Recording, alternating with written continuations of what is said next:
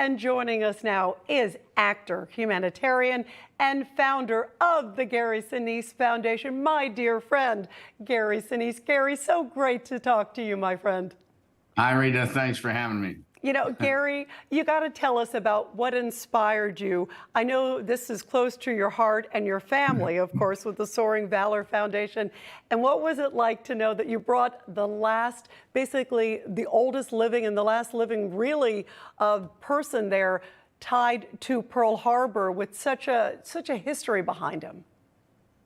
Well, our Soaring Valor program, that's a program that I got started kind of in honor of my Uncle Jack, who he served in World War II. He was a navigator on a B-17 bomber, and I had narrated some content down at the National World War II Museum, had a really wonderful relationship with them. And when my uncle passed away, I asked them if there was a way. They had recorded my uncle on video, as they do many World War II veterans. And I asked them if there was a way that we could support that program. You know, obviously we're losing our World War II veterans each day very rapidly. And so we sponsored one of their historians, my foundation, and I teamed up with American Airlines, who is a great partner of ours. And we started traveling World War II veterans down to the museum. I've been on maybe 15 trips and we've traveled hundreds of World War II veterans to the museum, usually on American Airlines. But this time we had 104-year-old Joe Eskenazi in California, who is, as you said, he's 140 years old. He's turning 105 just in a few days, and he didn't want to travel to the museum on the airplane. So Amtrak came up and they partnered up with us, and we sent Joe Eskenazi to the National World War II Museum on Amtrak. They treated him beautifully all along the way. People were waving flags and cheering him. And of course, when we get to the museum, there you go. You see the lines of people that are cheering the veterans on as they arrive. The museum is an amazing, amazing place. Tom Hanks actually got me involved with it back in 2009. I do the voice of Ernie Pyle in a movie there called Beyond All Boundaries. And recently, just this past year, just Veterans Day this past year, we opened a massive new sound and light show, a multi-million-dollar show called Expressions of America. Anyone going to New Orleans, the National World War II Museum is a place you have to go. And we also send our great birthday wishes to Joe Eskenazi as he turns 105. What does it mean to you? You know, you brought up Tom Hanks too, and I think about your incredible journey. I've had the honor of knowing you for so many years, Gary, and I think about your journey with Lieutenant Dan Band. Of course, from playing that role, 1995, you were, of course, nominated for an Oscar among your many, many awards. But you have such a love affair, and I've had the honor of watching you perform. You're a really good, actually, guitarist too, and a decent singer too, my friend. But the connection with the veterans when you come out and to see that smile on their face, and you perform all over the globe. What is that like for you, that bond? Oh, it's incredible. I mean, there's so many steps along the way that have led to this kind of full-time devotion and this full-time mission, starting the Gary Sinise Foundation. Veterans of my own family, as I mentioned, 2 World War II veterans. My Uncle Jerry served in the Navy, and their father, my grandfather, served in World War I. He was an ambulance driver in France. My dad served in the Navy. On my wife's side of the family, Vietnam veterans. So many veterans in my family that were the first inspiration, obviously. I got very involved with Vietnam veterans in the Chicago area in the 80s. In the 90s, I did play Lieutenant Dan. I got to play a Vietnam veteran in Forrest Gump. He was a disabled veteran. That got me started working with our wounded. And so, and then after September 11th, I was teed up to do a lot more to support the men and women who were deploying. And so I just started raising my hand, and, you know, you go out for the USO, and I had some musicians I played with. So I asked the USO if they'd let me take them with me on one of my tours, and we started playing for the troops. And now we played, oh gosh, we probably played 545, 50 concerts for the troops in the last, it's 20 years now since we started. And every time we go out with the band, it's all about lifting spirits. It's all about showing up and patting them on the back and giving support. We played on hundreds of bases across this country and overseas. We have some shows coming up February 4th and 5th. One is a regular show that we do every year at Naval Medical Center in San Diego, where we bring the patients outside and we have food. My pal Robert Irvine provides the food and volunteers to cook the food. We have a car show. We have moon bounces for the kids. It's a big festival. It's called Invincible Spirit Festival. You can look it up at the Gary Sinise Foundation website and on our YouTube channel to see about it.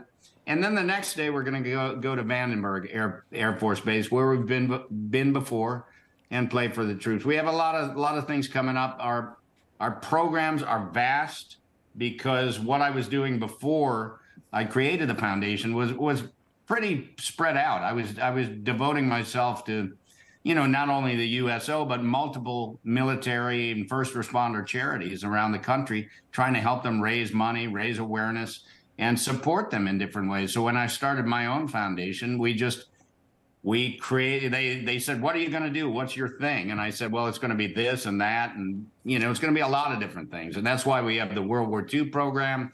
That's why we have programs for our wounded. We have Gold Star programs for families of our fallen. We have multiple programs at the Gary Sinise Foundation. We can never do enough, as far as I'm concerned, for the men and women who serve our country.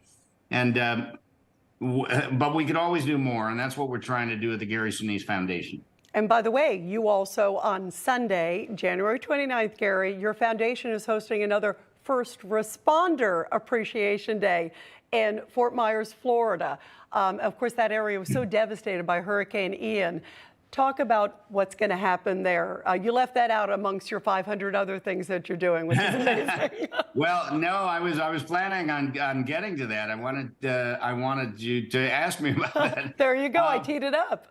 Thank you, Rita. First responders have been a part of my foundation from the beginning, and that goes back to when I started engaging with the FDNY in New York City and the fire department there. I helped them raise the money to build a memorial on Coney Island called the Brooklyn Wall of Remembrance back in 2007, doing a concert to raise the money, supporting the Fire Family Transport Foundation there and all that they do to support their local firefighters. And so when I started my foundation, we made first responder outreach a part of the foundation. We've done things called our Concert for Defenders. One thing back, you'll remember the terrible borderline shooting in Thousand Oaks, California, where 12 people were killed. And one of those people was a police officer, right? I live in this community. I'm 15 minutes from borderline. And so we want to, and within minutes almost, there was a devastating fire that took place. So the first responders responding to borderline barely had time to process what had happened, and they were off trying to evacuate the hills around here to get everybody out of this devastating fire that swept through the area. So within months, I wanted to do a big concert of support for our first responders. We called it Concert for Defenders. We'd done those before, and now after this terrible hurricane in October in Florida, we wanted to bring some joy, some light, and some uplift, and celebrate the first responders that have been, we're pulling people out of broken homes and search and rescue and all the things that they do there, and they continue to do to rebuild in Fort Myers. So on the 29th, we're going to provide a free event there, our First Responder Appreciation Day in Fort Myers. You can go to the Gary Sinise Foundation website. You can see the information about it right there on the website. This is just our way to give back. And that's what the people that donate to the Gary Sinise Foundation want us to do. They want us to honor and remember and salute and celebrate and support the men and women who serve our country in military service, but also our first responders who protect our cities. Absolutely, all the layers. And by the way, your foundation's also hosting, it's a special presentation. You mentioned Chicago earlier, Gary. The play Last Out, Elegy of a Green Beret. And this is at the Steppenwolf Theater where you began, right? I know your history. It's playing 2 performances with the final one tonight at 7 o'clock. And my dear friend and your dear friend, there he is, Colonel Scott Mann, a great Green Beret. Talk about why you got behind this. By the way, I have known Scott for many, many years, and I was there at the beginning of when he started doing The Last Out. So this is such an important play that touches on what the trauma of war and the realities of war. What drew you to this, Gary? Well, as I said, this comes kind of full circle for me. My active participation in starting to support veterans began 40 years ago in Chicago, when the Vietnam veterans in my family had been kind of educating me about what it was like to serve in Vietnam and then to come home and the nation was torn apart and they were swept, into the shadows, and it was a very difficult time for those who served in Vietnam. So I started looking, as a director in the theater, I started looking for material that spoke to the Vietnam veteran experience. And I found this wonderful play called Tracers that had been written by a group of Vietnam veterans in 1980.